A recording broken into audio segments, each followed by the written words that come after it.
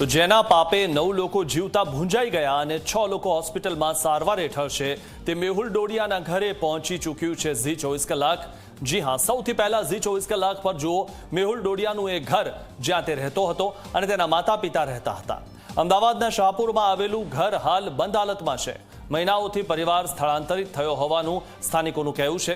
સ્થાનિકોએ ઝી 24 કલાકને કહ્યું કે મેહુલ ડોડિયાને નાનપણમાં રમતા જોયો છે, શું ધંધો કરે છે અને હાલમાં ક્યાં છે તેની કોઈ જાણ નથી। તો ઝી 24 કલાક પર જુઓ જેને હપ્તાબાજ તંત્ર 25 વર્ષથી ઓળખી નથી શક્યું તેના ઘરે ઝી 24 કલાક ફક્ત 4 કલાકમાં જ પહોંચી ગયું છે અને અહીંયા તંત્રને પહોંચતા હજુ કેટલા વર્ષો લાગશે તે બાબતે પણ સવાલ થઈ રહ્યો છે।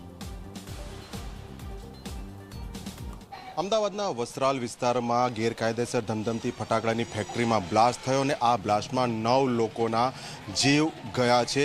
હાલ પોલીસે સમગ્ર મામલામાં મેહુલ ડોડિયા નામના એક શખ્સની અટકાયત કરી છે અને આ મેહુલ ડોડિયા શાહપુર વિસ્તારમાં મકાન ધરાવે છે। આપ જોઈ શકો છો હાલ તો આ જે મકાન છે તે સંપૂર્ણ બંધ અવસ્થામાં છે અને છેલ્લા કેટલાય સમયથી વપરાશમાં ન હોય તેવું અહીંયા લાગી રહ્યું છે, કારણ કે ઘરના પ્રાંગણમાં જે પ્રમાણે સાયકલ બિન વપરાશી પડી રહી છે, કચરો પણ જોવા મળી રહ્યો છે, એટલે લાંબા સમયથી આ નિયમિત વપરાશ નથી થઈ રહ્યો। 3 મજલી આ મકાન છે અને મેહુલ ડોડિયા પોતાના પરિવાર સાથે અહીંયા રહેતો હતો।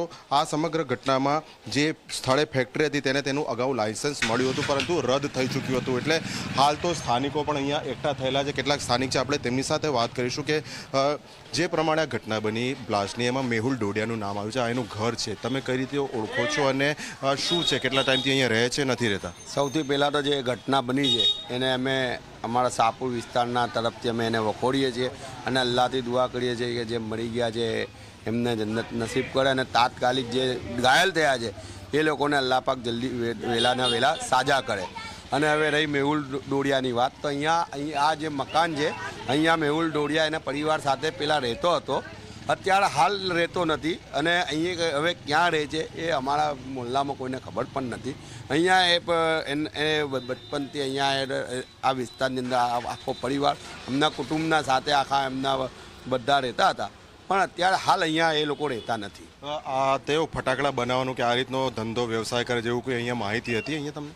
ના, અહીંયા કે શું કરે છે એ લોકો અહીંયા અમારા મોહલ્લામાં તો કોઈને ખબર માહિતી હોતી નથી, કેમ કે એ લોકો શું કરે છે શું નથી કરતા એ અમારા કોન્ટેક્ટમાં પણ નહોતા ને। અહીંયા શું આ લોકો લગભગ 1.5-2 વર્ષથી અહીંયાથી એ લોકો જતા બી અહીંયાથી રહ્યા છે, તો અમને તો કોઈને માલુમ પણ નથી, કેમ કે વર્ષોથી અમે અહીંયા જ્યારે રહેવા આવ્યા હતા ત્યારે તે એમને લોકો અમારા બચપનમાં નાનપણમાં અહીંયા રમતો હતો અને જોતા હતા અમે કે ભાઈ આ અહીંયા રહે છે અને એની માતા અને એના પરિવાર સાથે એ લોકો અહીંયા રહેતા હતા। તો જે પ્રમાણે સ્થાનિકોનું કહેવું છે કે લાંબા સમયથી આ જે ઘર છે તે બંધ છે અને હાલ મેહુલ ડોડિયાનું નવું ઘર કયું છે તે તેમને ધ્યાનમાં નથી, પરંતુ ચોક્કસથી જે પ્રમાણેનો અત્યંત ગંભીર બનાવ બન્યો છે પોલીસ વધુ તપાસમાં લાગી ગઈ છે અને મેહુલ ડોડિયા ઉપરાંત અન્ય કેટલાક લોકોની પણ અટકાયત કરી દેવામાં આવી છે, એટલે હાલ પોલીસ તપાસના અંતે મેહુલ ડોડિયા શું નિવેદન આપે છે તે જોવું મહત્વનું રહેશે। કેમેરા પર્સન સૂર્યપ્રકાશ શર્મા સાથે અર્પણ કાયદાવાલા, ઝી મીડિયા।